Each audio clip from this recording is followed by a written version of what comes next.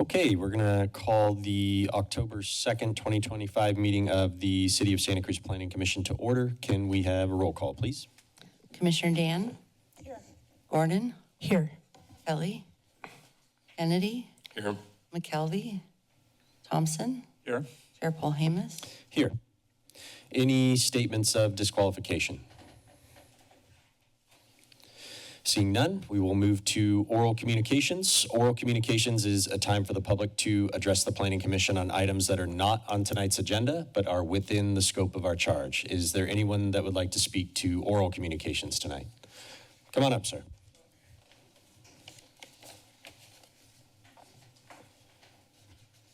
Hello. My name is Mike Nussbaum, and I live at 200 Crossing Street, which is right behind the cemetery. So, sir, that's an item on our agenda tonight, and there will be a... I'm not speaking to that. I'm Okay. here because of that, but this is a totally separate item. Okay, thank you. Okay. This past June, the Santa Cruz Metro installed a new piece of equipment across the river in their bus yard. They call it a mobile refueler, and I believe that it converts methane into hydrogen for their new hydrogen bus fleet. The problem is that it is really loud.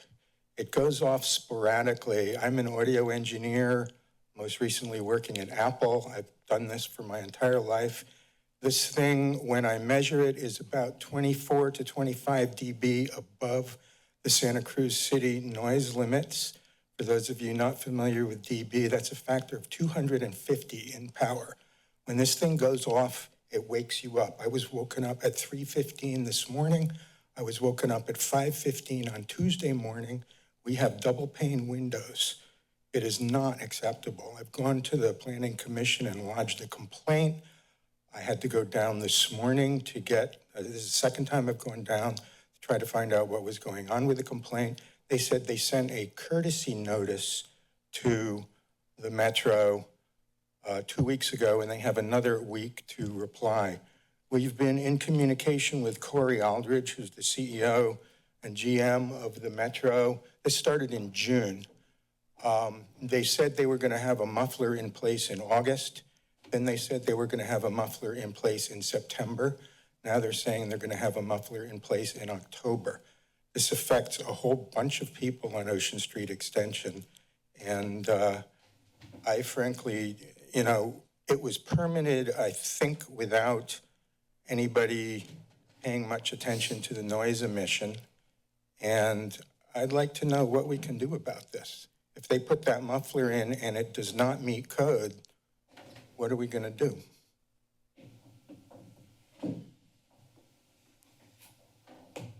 So I guess that's what I have to say, but I'm kind of tired of getting woken up by this thing, and I'd like to see it meet the letter of the law. Thank you for your comments. Is there anybody else that would like to speak to oral communications tonight?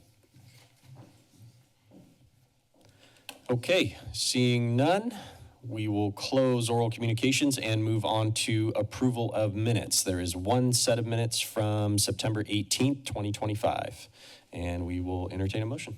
I'll move approval. I'll second.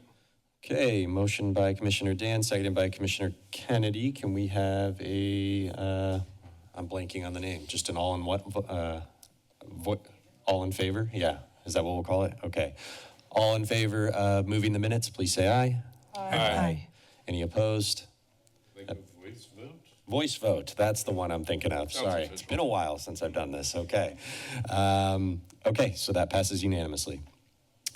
So that brings us to consent public hearings. There's two items on the consent agenda here tonight. There is the local coastal program update, where the recommendation is to move the item to a date certain, October 16, 2025. And then there is 1927 Ocean Street extension, which involves a major modification and design permit to relocate the crematory at the Santa Cruz Memorial Building and other updates and renovations. Is there anybody that would like to speak to either item 2 or 3 on the consent agenda here tonight? Seeing none, we will return to the commission. Is there any commissioners that wants to pull either of these items? And if not, we'll entertain a motion. I move to approve the consent items as written. I'll second. So we got a motion by Commissioner Kennedy, seconded by myself, and we'll have a roll call vote. Commissioner Dan? Yes. Gordon? Yes. Kennedy? Yes. Thompson? Yes. Chair Paul Hamus? Yes. So the consent items pass unanimously. Moving on to item number 4 and our public hearing. This is the 2025 zoning updates for municipal code amendments and mainly deals with decision-making and final authority on applications and also demolition conversion authorization permits that align with state law involving right of first refusal. So we'll have a staff report.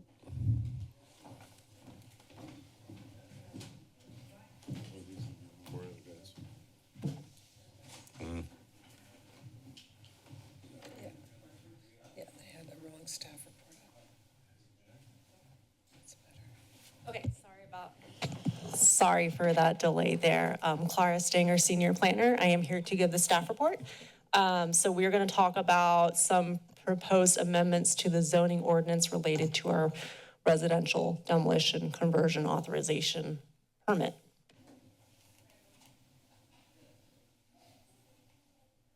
There we go.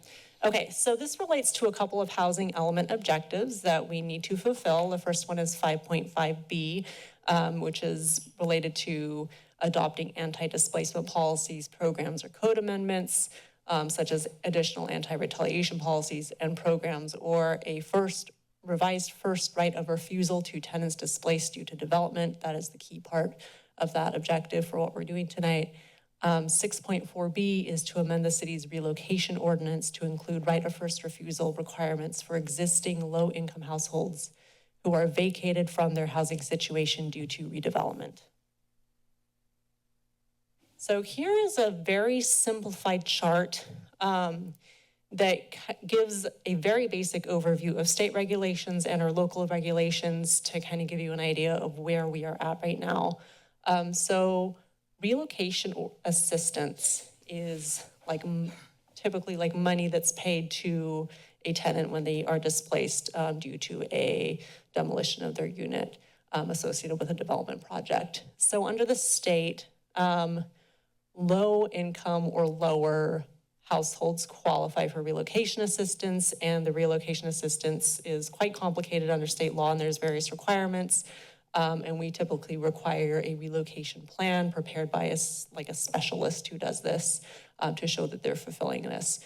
On the local level, our ordinance requires relocation assistance for any moderate income household or below, and that assistance is a flat 2 months of whatever the rent is. For replacement housing, under the state, all demolished units must be replaced in a housing development project, and any units that are occupied by a lower income household, so low income, very low, extremely low, et cetera, those units must be replaced and be deed restricted at that same category of income level.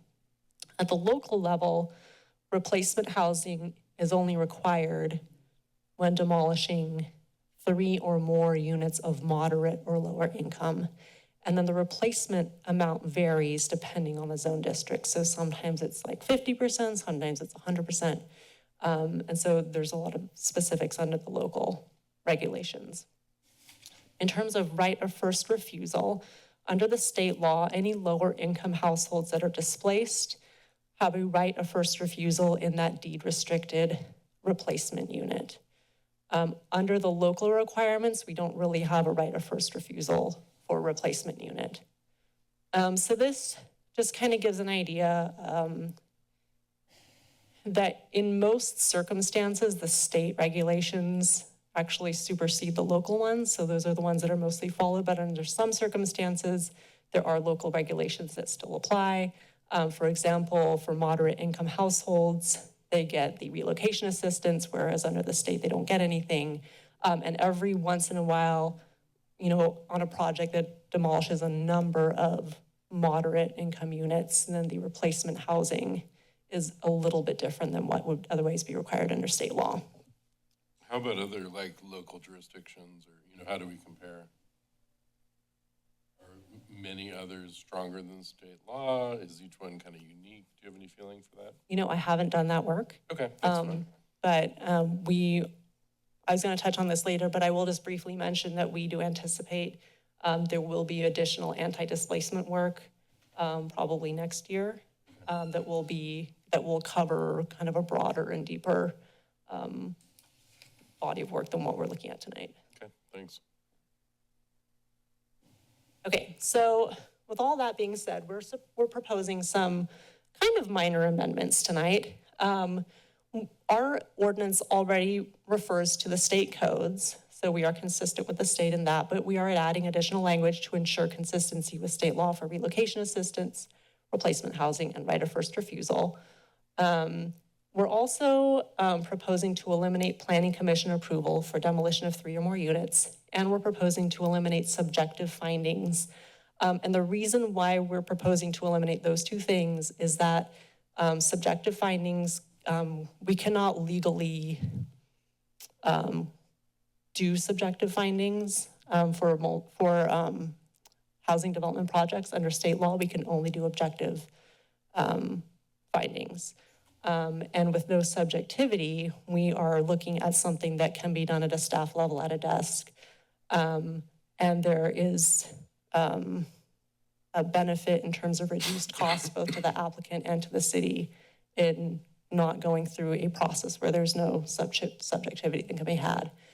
And then finally, we're looking at doing some other minor changes and clarification to the language just to make sure it's internally consistent with state law, and is more clear in how we actually implement the ordinance. So next steps, these proposed amendments will be combined with amendments in Title 21, which is the housing ordinance under the municipal code, we're doing some other minor anti-displacement cleanups related to relocation assistance for tenants displaced when their property is under a code case due to habitability issues.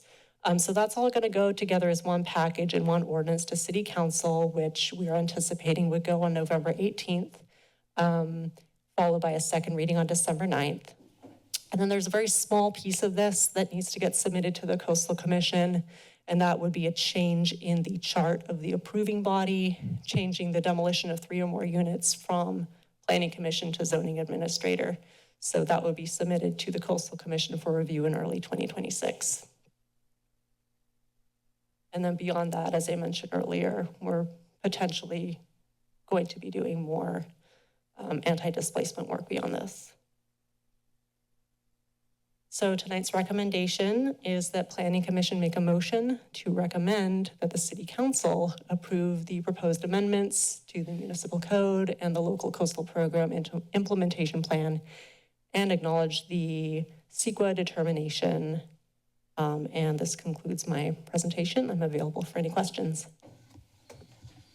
Great, thank you so much. Okay, any questions from commissioners? Okay, seeing none, we will open it up to the public for public comment. Is there anybody here that would like to speak to public comment or speak on this item? Seeing none, we'll return to the commission for action, questions. I'll move the staff recommendation as written. I'll second. Thank you, staff, for syncing all these things up as usual. And I'll second the motion. Okay, we got a motion by Commissioner Kennedy, seconded by Commissioner Thompson. Any further discussion? Okay, we'll have a roll call vote.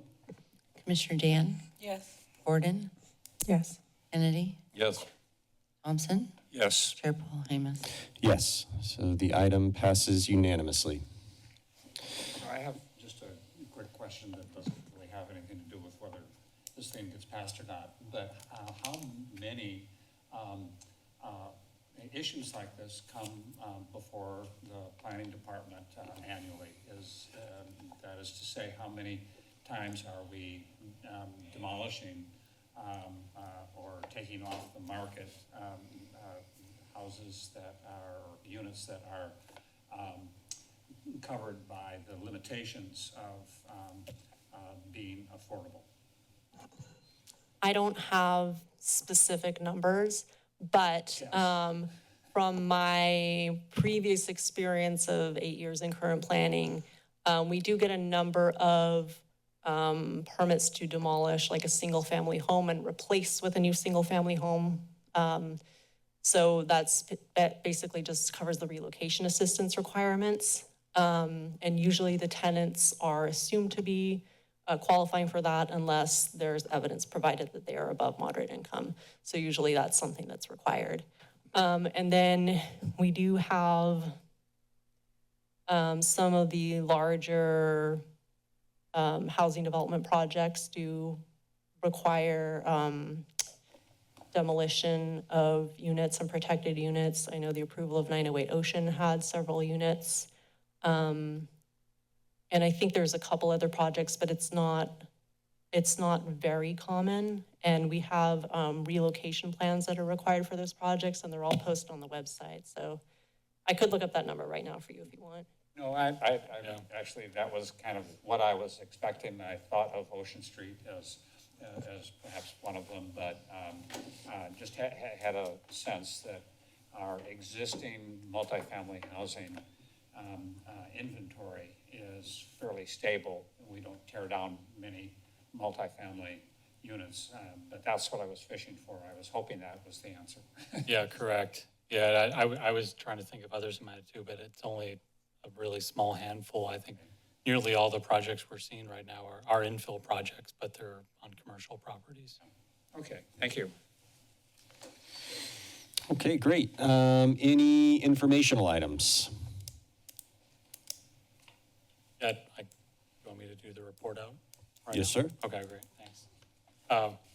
So thank you, Chair and Commissioners. Couple updates from planning. Just a couple days ago on Tuesday, there was the American Planning Association California Conference just down in Monterey, right in our backyard, which was the highest attended APA California conference ever, which is really exciting to see a lot of planners out.